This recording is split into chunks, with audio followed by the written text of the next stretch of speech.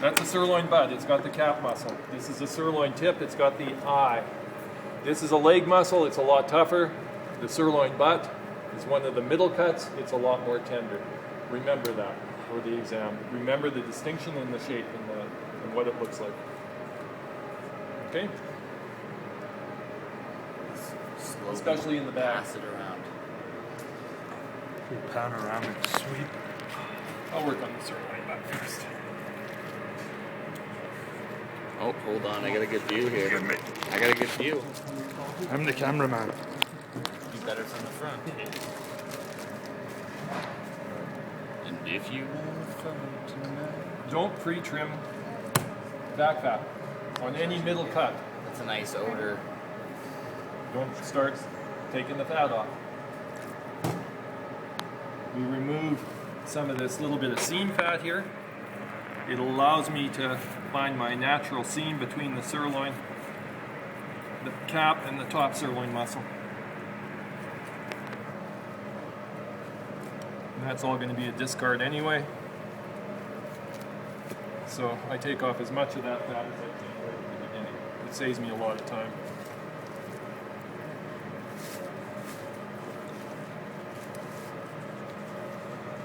Also, when you're taking this cap muscle off, find where the fat from the main top sirloin muscle meets the cap fat.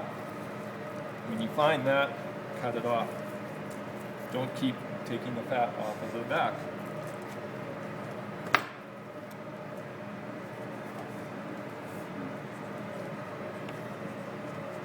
With the cap muscle, the reason we take it off, and you guys know this by now, or you should, is the grain runs the opposite direction. So you can see the way the grain's running. We cut stakes across the grain. Now the one thing to remember here is to take off some of the heavy gristle at the back of this.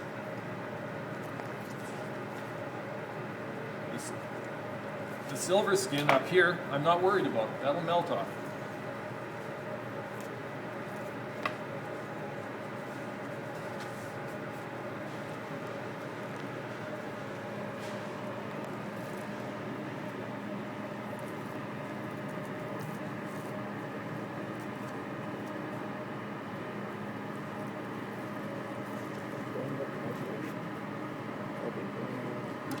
Now, this is a small muscle, isn't it?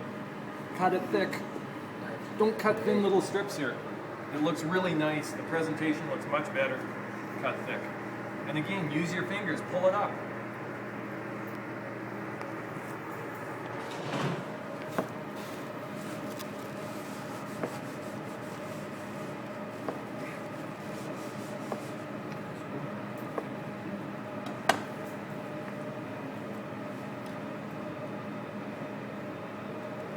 Those are top sirloin steaks, right? Top sirloin cap.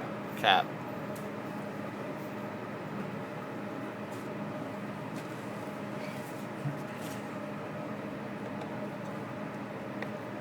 And again, that little layer of fat adds contrast, and it looks better.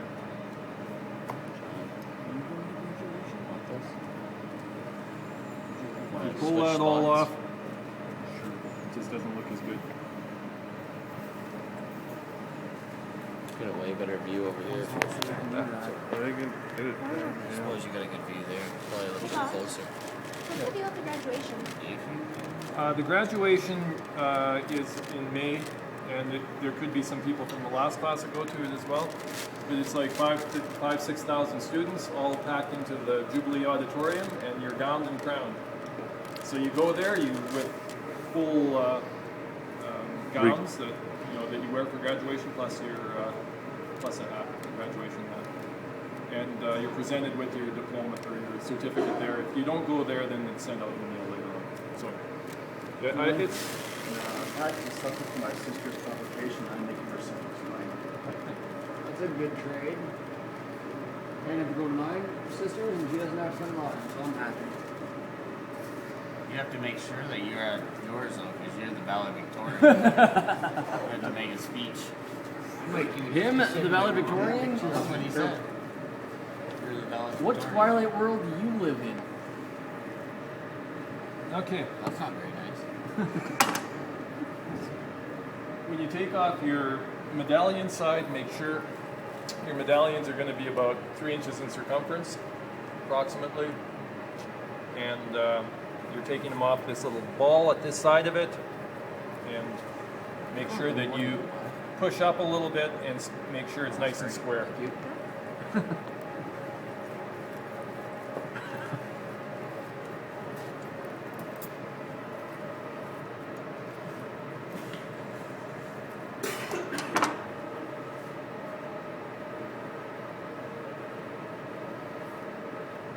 This is actually a little bit of skin, or it's from the top of the pin bone. When they remove the hip bone, there's a little bit of gristle there. Make sure you get rid of that. Do they all have it, or? Yeah, most of them do. It just pulls off as you're taking out that bone. Okay. Yeah. But that's where the butcher at the plant has skimmed along that top part. So the idea there is to have this as square as possible, right? And that's why I was pushing it up, to make sure that I got a nice square piece. Butcher twine.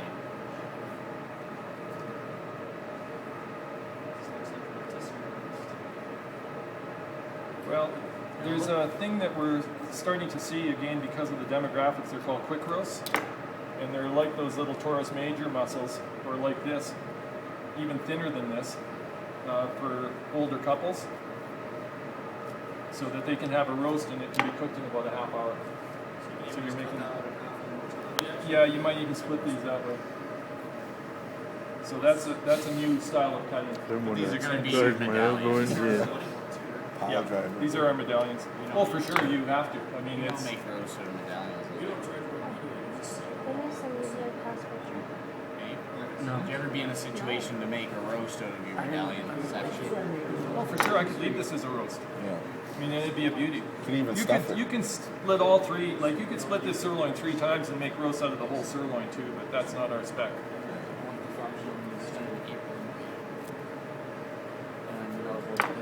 And usually the whole idea in these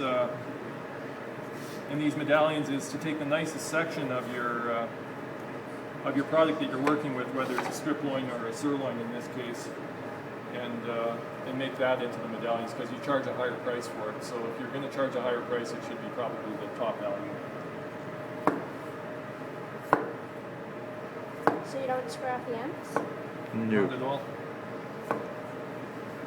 Not on medallions. Is there Beauties. any need to square that? Like if you really think about that, 2 big ones together. the 2 thick ones together.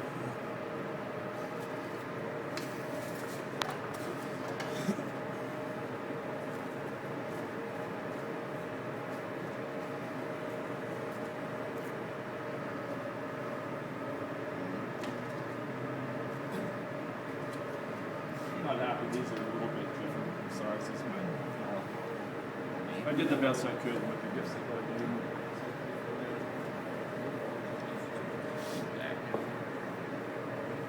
You can't be perfect in this business. You know, you do the best you can. You try and get them all as even as possible, but it's not perfect meat either. I mean, yeah, the meat's got an angle to it.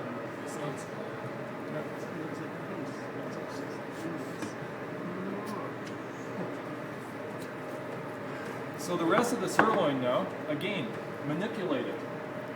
Get these steaks as equal as possible with your fingers. Get the homing.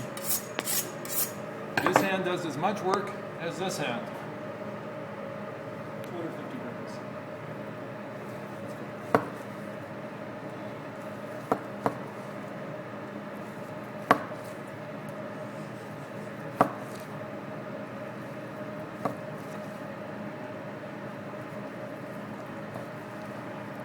That one doesn't really have that ugly bottom muscle on it, eh? What's my biggest concern with the top sirloin now? Chick muscle on the first steak or the first 2 steaks, depending on where it was taken off on the animal. So this one here, you take a look at that side. It's all garbage in here. Doesn't look too bad on that side, does it? But this will take more marks off than anything on your exam if you leave that in there, on the first one. Because you don't want that as a customer.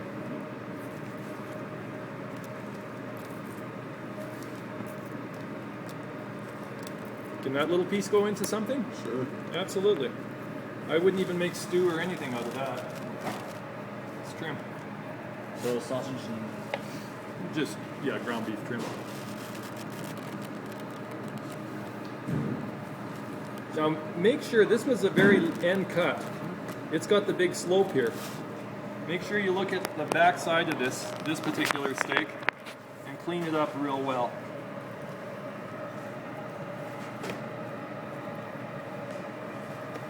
Because that fat is sloping down at an angle.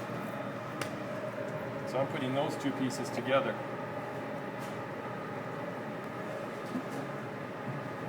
oh, swing and a miss. You're looking dirty.